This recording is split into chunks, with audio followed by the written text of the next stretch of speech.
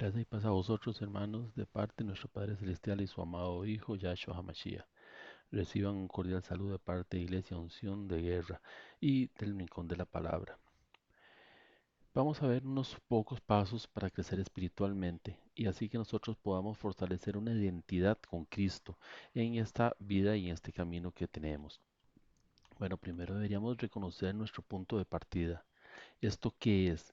Esto es que para crecer, primero tenemos que saber dónde estamos parados. ¿Qué áreas de nuestra vida necesitan más luz y guía de parte del Espíritu de Dios? Pues bien, en 1 Reyes 19, del 9 al 15, nos dice la palabra. Y allí se metió en una cueva donde pasó la noche.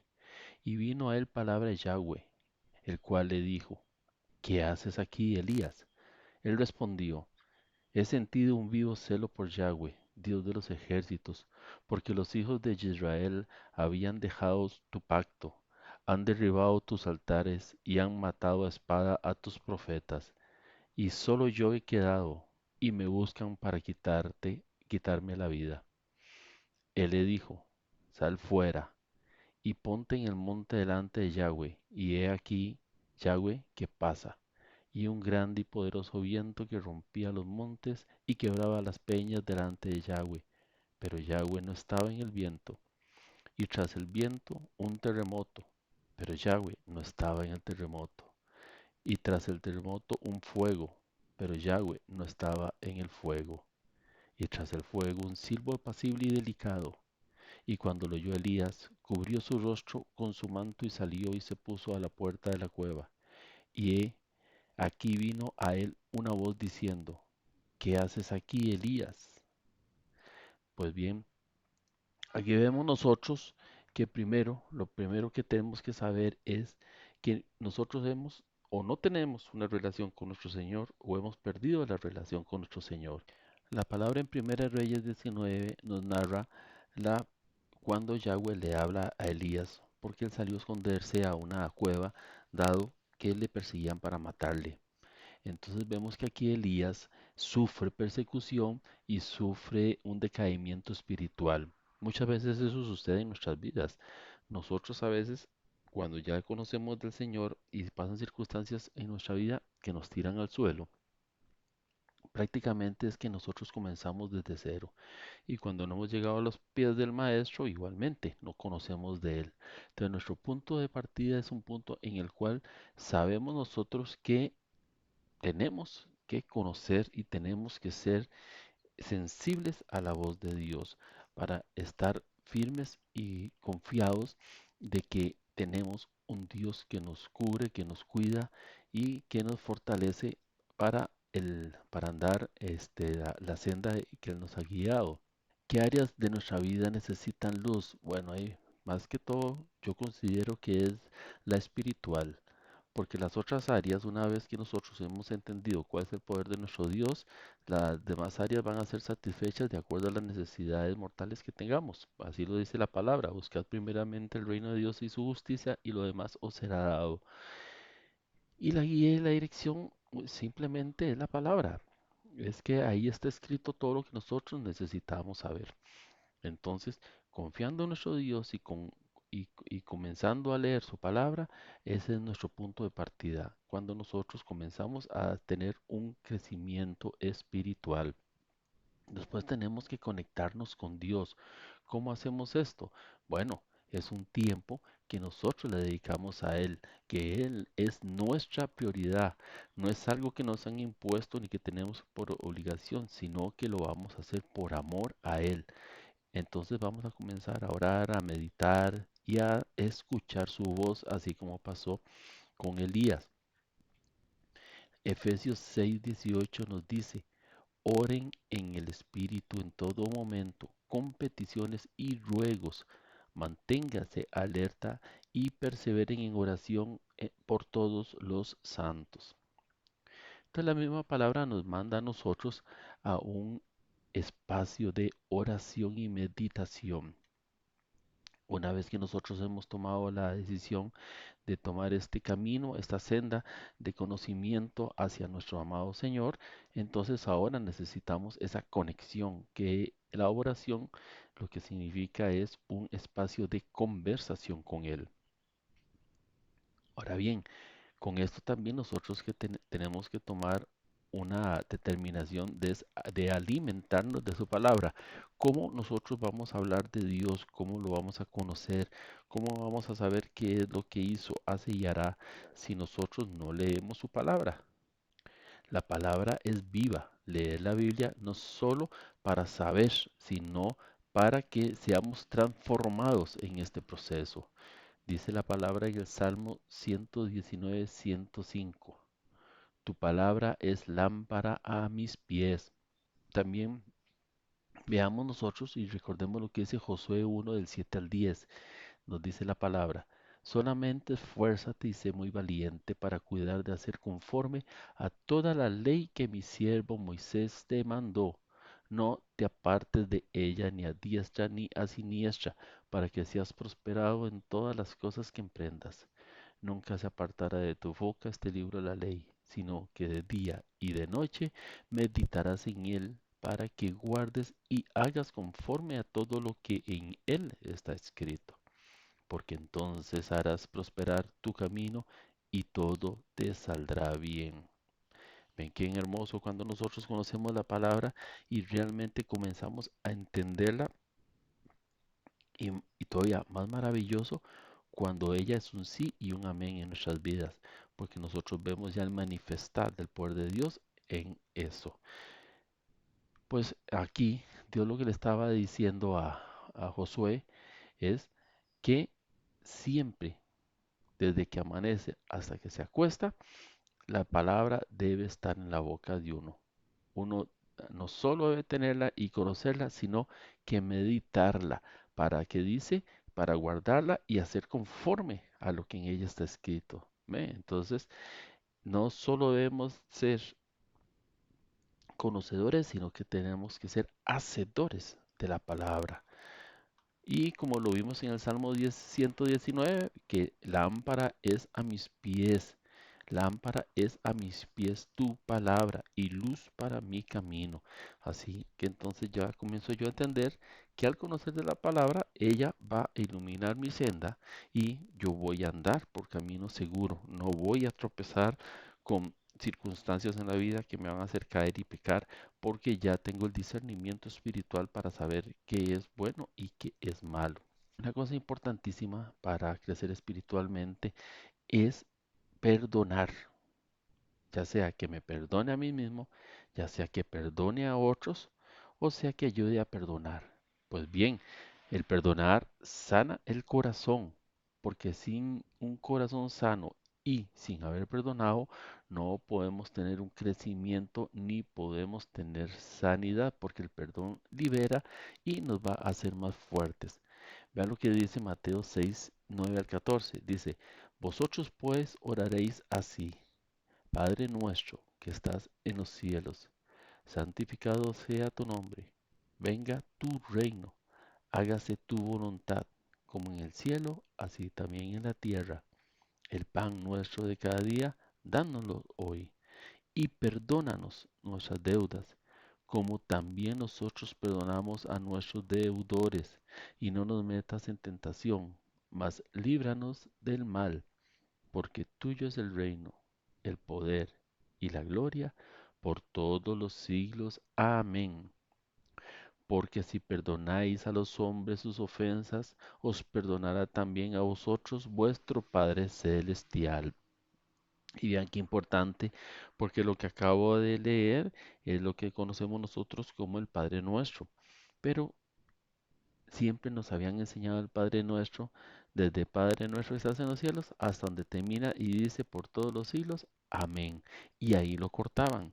Vean qué importante el verso, el versículo que se nos capó, que se nos cortó, que se nos quitó de esta oración. El saber que para que nosotros podamos ser perdonados, tenemos que perdonar. Esa es una acción de dar y recibir. Como nosotros estamos acostumbrados a pedir, pedir, pedir, pero no estamos acostumbrados a dar. Y en este camino del perdón, vean, hay por todo lado un montón de gente que no quiere perdonar. Y aunque otros han dicho, es que yo ya perdoné, vea, cuando usted los oye hablar de ciertas circunstancias en su vida, hasta que se siente el recelo y se siente el dolor cuando hablan de esas circunstancias porque han perdonado de la boca para afuera, pero no han perdonado hacia adentro ni del corazón hacia afuera. Entonces es importante eh, revisar este aspecto de nuestra vida porque puede hacer que nosotros creemos que estamos creciendo espiritualmente, pero no avanzamos y es precisamente por esas heridas del pasado que han quedado ahí. Perdonar, hay que perdonar. Tenemos que rodearnos también de una comunidad espiritual. Dios nos hizo para vivir en comunidad, para crecer acompañados, porque la iglesia es familia. Vea, el Salmo 133:1 dice, cuán bueno y cuán agradable es que los hermanos convivan en armonía. ¿Y cómo convivimos en armonía? Bueno, porque tenemos que estar viviendo con gente del mismo pensar de nosotros. Y a veces eso no es nuestra familia, a veces eso no es nuestro grupito de amigos, porque los que convivimos en armonía espiritualmente tenemos que comulgar con respecto a la misma forma de pensar y de vivir. Mateo 18:20 dice, porque donde dos o tres se reúnen en mi nombre, allí estoy yo en medio de ellos. Y aquí Yahshua lo que nos está diciendo es que esas dos o tres personas estamos reunidas en un mismo vivir, en un mismo sentir, en un sentir y un vivir espirituales. Primera de Pedro 3:8 nos dice, en fin, vivan en armonía los unos con los otros, compartan penas y alegrías, practiquen el amor fraternal, sean compasivos y humildes. Y todos esos son cualidades de personas que caminan en los sendos de nuestro Señor. 1 Corintios 1:10 nos recuerda, les suplico, hermanos, en el nombre de nuestro Señor Jesucristo, que todos vivan en armonía y que no haya divisiones entre ustedes, sino que se mantengan unidos en un mismo pensar y en un mismo propósito. De igual manera, como lo estaba diciendo la carta de Pedro, ¿verdad? Habla de un convivir en armonía bajo un mismo criterio espiritual. Y Hechos 2:46-47 nos dice, no dejaban de reunirse en el templo ni un solo día. De casa en casa partían el pan y compartían la comida con alegría y generosidad, alabando a Dios y disfrutando la estimación general del pueblo. Y cada día el Señor añadía al grupo a los que iban siendo salvos. Entonces, ¿quiénes son los que participan de la salvación? Aquellos que se unen a alabar y adorar a nuestro amado Señor. Tenemos que tener un propósito espiritual definido y bajo la intención total y real de buscar a nuestro amado Señor. Cuando nosotros alineamos nuestro propósito con el del reino, todo comienza a tener sentido en nuestras vidas y descubrimos para qué fuimos creados, como lo dice Romanos 8:29. Dios conoce de antemano a quienes le pertenecen y los predestina para que sean conformes a la imagen de su Hijo, Yahshua, con el fin de que Yahshua sea el primogénito entre muchos hermanos. En otras palabras, Dios tiene un plan para la vida de aquellos que le aman y los que le han elegido desde antes de que comenzaran a vivir, con el propósito de que lleguen a ser como Yahshua. Este conocimiento anticipado de Dios y su elección no se basa en méritos personales, sino en su propia voluntad y propósito. En términos sencillos, el versículo describe el proceso de Dios para formar a sus hijos en la imagen de su Hijo. La idea de la predestinación es que Dios ha determinado desde el principio quiénes serán sus hijos y cuál será su destino final, y que todos los que predestinan, Dios los llama. Eso lo vemos nosotros en Efesios 1 del 4 al 5.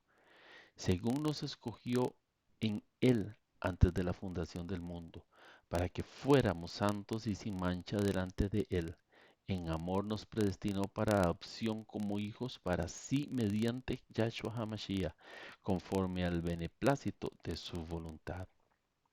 Y en el Salmo 139, 13 y 14 nos dice, porque tú formaste mis entrañas, tú me hiciste en el vientre de mi madre, te alabaré, porque formidables, maravillosas son tus obras. Estoy maravillado y mi alma lo sabe muy bien. Y tendremos que confiar en el proceso. ¿Cuál proceso? En el proceso en el que Dios nos va a meter, que es el proceso de nuestra formación espiritual, porque Dios obra en todo tiempo, incluso cuando no lo vemos. El crecimiento lleva tiempo. Eso en la historia de José nosotros lo podemos ver muy claramente. Bueno, era el hijo predilecto de Jacobo. Fue envidiado por sus hermanos. Quisieron matarlo y lo vendieron como esclavo. Fue llevado como esclavo a Egipto. Y en Egipto como esclavo fue acusado de una acción que no era cierta. Fue encarcelado. Y en la cárcel, este, conoció a dos personas que una de ellas lo llevó a la presencia de Faraón y después él a través de la revelación de los sueños de Faraón, no hizo solo que el pueblo de Egipto no muriera de hambre, sino que inclusive muchas naciones, incluyendo la de su propia familia. ¿Qué proceso y qué crecimiento llevó esto a José? En que nunca, aún en sus momentos más duros y difíciles, él renegara de lo que él conocía de su Dios. Él siempre hizo como dice Colosenses 3:23, y todo lo que hagas, hacerlo como para el Señor, porque es a Él a quien sirves. Y él así lo hizo. Él fue humilde, él perseveró, él supo aceptar las cosas de la mejor forma en que le llegaron y en todas veía a Dios. ¿Y cuál fue su final? Bueno, llegó a ser el segundo de Egipto y llegó a tener la popularidad y la fama que no andaba buscando ni pidiendo, pero que él recibió como añadidura por su confianza en Dios. Así que entonces, como Josué lo hizo, nosotros debemos hacerlo, así como lo dice 2 Corintios 3:18. Así, todos nosotros, que con el rostro descubierto reflejamos como en un espejo la gloria de Dios, somos transformados a su semejanza con más y más gloria por la acción del Señor, que es el Espíritu. Ahora yo te pregunto a ti, hermano, de acuerdo a lo que hemos ido aprendiendo poquito a poco con esta enseñanza, ¿qué pasos vas a dar o qué pasos vas a comenzar a dar para crecer espiritualmente en tu vida? Yo espero que aparte de iniciar con la reflexión de dónde te encuentras hoy día espiritualmente, comiences en la búsqueda de la palabra, en la intimidad con Dios y que el Ruach HaKodesh, que es el Espíritu de Dios, te guíe y te lleve a la senda para que al final de los días tengamos nosotros el perdón y la misericordia de nuestro Señor y podamos con Él morar en el reino celestial. Se te ama en el amor de Cristo.